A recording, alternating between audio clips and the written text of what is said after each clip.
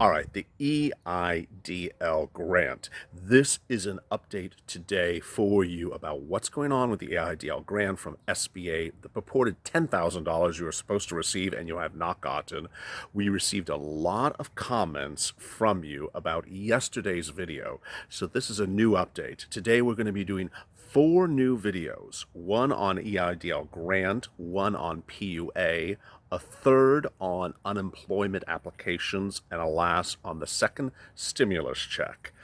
As always, send us as many comments as you want, and we answer them relatively quickly within about 4 or 5 hours.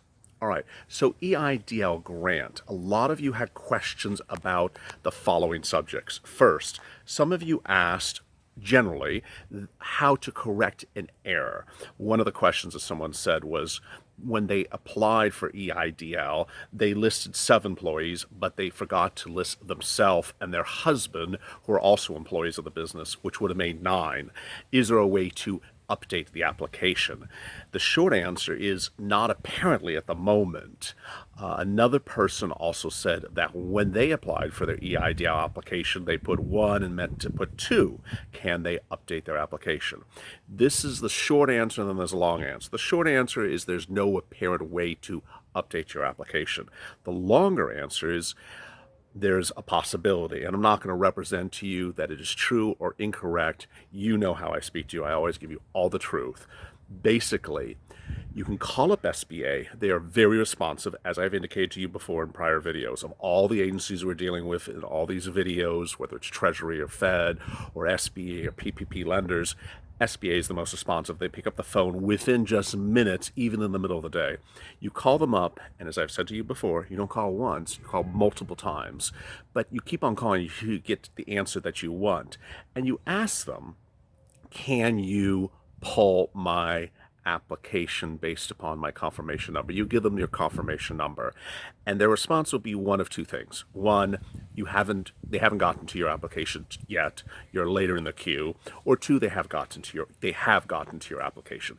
If they haven't gotten to your application, explain to them the scenario you're in, that you want to update something that you provided that was incorrect. If you are being processed, if you are under review, it's more likely, but again, this is a little bit of conjecture. It's more likely at that point that if they are in a process of then reviewing your EIDL application, that you can express to them that you made an error. Certain errors seem more likely to be changed. One comment said the person listed no employees, and they meant to list 1 employee. Well, clearly a business has at least 1 employee.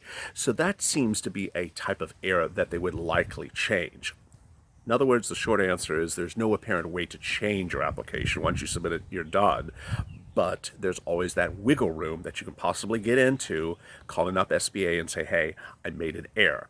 What is the result of the error? And that is the second big question that a lot of people were addressing in the comments today to yesterday's video. How much are you getting? And it's very, very apparent from litigation that we've reported on LALATE to letters from members of Congress to SBA about what is going on. Initially, when we were reporting to you, we were telling you generally what's going on. Apparently now it is actually the protocol of what's going on. It's that now the SBA policy. The original application, as we indicated to you, and as you know, when you went to that final page, and if you applied after April 1st, this is how the final page said. What amount of money do you want to have? Click this button if you want $10,000, and you click that button. And then you came back and you commented and said, I asked for the $10,000, I didn't get $10,000.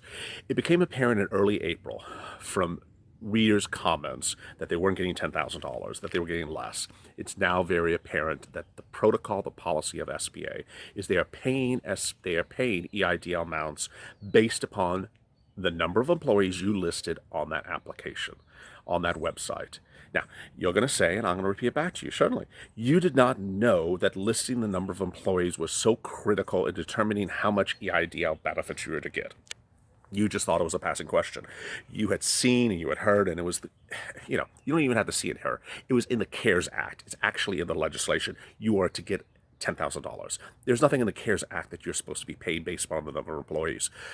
But you just clicked the button and provided what you randomly thought at that moment was the number of employees. Maybe you didn't spend a lot of time thinking about it. You may have left yourself out. And so if you said 7 and forgot to mention you and your husband and it would have been 9, you know what's happening? You're getting a $7,000 check. You're not getting $9,000. It's basically a $2,000 difference. Now, in the same, some people where it was 11 employees or 12 employees and you put 8 by error or you didn't think it through, it's a big difference. So the net result is the policy, and when it's no longer conjecture.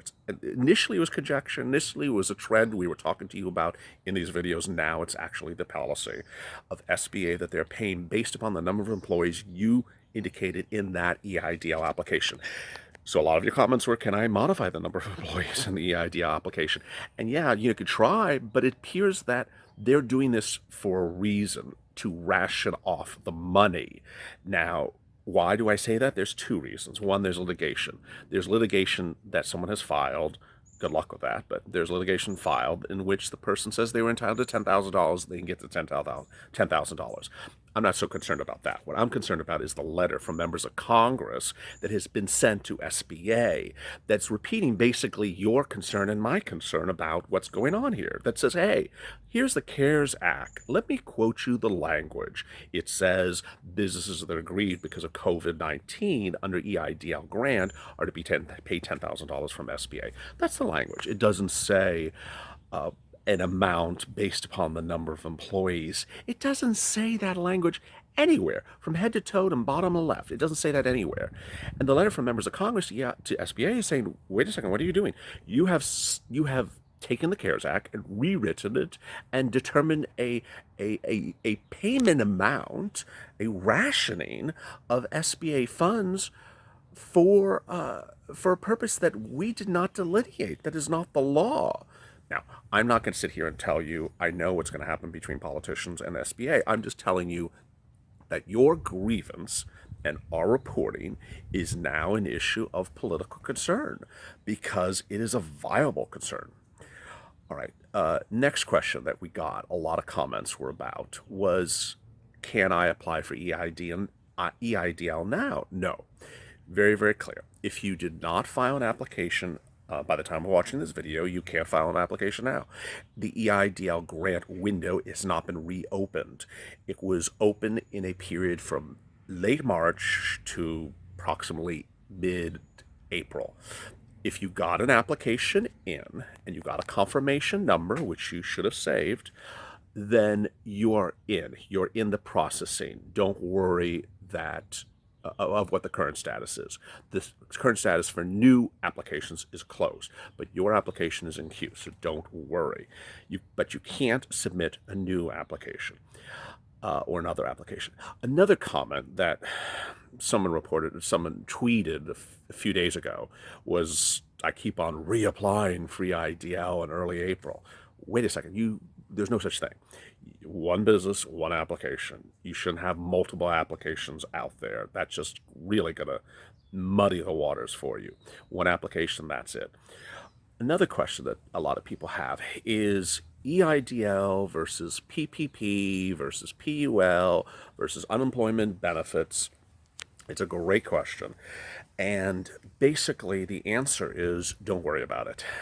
While you're going through a PPP application process with your lender, which in yesterday's video, we told you to stay away from PPP. Don't get a PPP loan. If you're going through the process, back out unless certain series of things have happened for you. And that's in that video. But if you do intend to go through with PPP loans, you in that paperwork are asked whether you have an EIDL grant paid to you. Now, notice those last words I said to you. Paid, or 3 words, paid to you. Most of the PPP application forms are asking you whether you've received EIDL money at the time in which you fill out that paperwork. And in most of your cases, and probably the reason why you're watching this video, is you have not yet received any EIDL money. If you have received the EIDL money, you need to indicate that in your PPP paperwork. Simple as that. PUA, unemployment benefits, where it's mentioned in there or where it's questioned, you disclose it. It's as simple as that. But generally, it doesn't forego one or block one. It is something that is taken into consideration. Lastly, what is the waiting time? How much you should get? What is the queuing time? And what is the backlog time? So a lot of your comments have been great. They've indicated, and if you comment in this video and you got your check, you know what? Please, please, please indicate below when you applied for your application so other people can see it, because that's a big issue. If you say, I got my check, can you also put in the comments when you applied for your check? But based upon our reporting for the last few days, or prior videos on this EIDL and on LALATE, is that if you applied in early April, your check should be coming in late April or early May. If you applied in mid-April, then your check should come in May. Could come in early May, mid-May. Lastly, another question that someone sort of threw out there, but didn't say it was their scenario, but we do want to address it. Someone said that some people they had heard were being denied EIDL checks. And we followed up with a question, but the person responded. Let me address this situation. As we have indicated to you, we have heard that some people who applied in the month of March for an EIDL grant were denied. And what happened was, or either denied or not processed. What happened was, as we've indicated to you, it's very strange, and I'm sorry that this may have happened to some of you, the SBA website changed the EIDL form around April 1st. When they did, they didn't tell anyone about it. They didn't, send prior applicants a letter out or post it on the website, but they changed the form. And that button where you ask for $10,000, that appeared in the latest version that went live on April 1st. It did not appear in the prior version. There are a lot of people who have indicated that they applied for an EIDL grant before the last and final version of that website went live on April 1st. They applied back in March. Those people have indicated they never got a grant and they never heard back. And some of them have reported to LALATE directly that they have called up SBA and indicated, hey, I applied in March, what happened? And you know what SBA's response was? This is going to be a hard one to swallow. SBA's response was, oh, we changed the form on April 1st and you were supposed to reapply. And our reader's response is, how am I supposed to know you changed the form, and how was I supposed to know you were supposed to reapply? And they say sorry. Simple as that. It's pretty disconcerting. It's one of those situations where you have to be talking to a lot of people on social media or watching a lot of these videos or following us on YouTube and understanding, hey, things are changing, very, very fluid.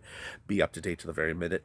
And if you didn't catch that and you applied in March and you know from a friend on Twitter or social media that, hey, I better reapply on April 2nd, you're screwed. And can you reapply? No. So those scenarios we have heard.